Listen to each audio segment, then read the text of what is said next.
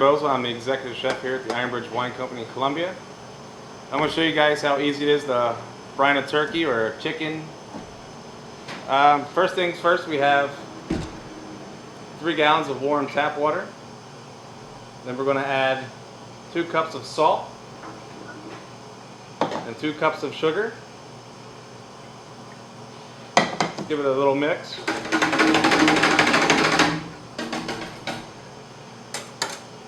And we're just going to place the turkey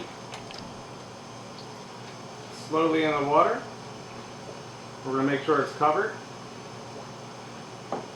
And this will make sure you get a really juicy, flavorful turkey. So now we have our turkey in brine, and we're going to let this guy sit in here for about 24 to 48 hours, depending on the size. You're going to make sure you want to keep this in your refrigerator, kept nice and cool.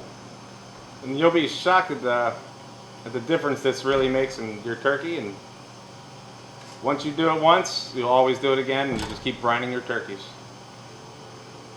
Thank you.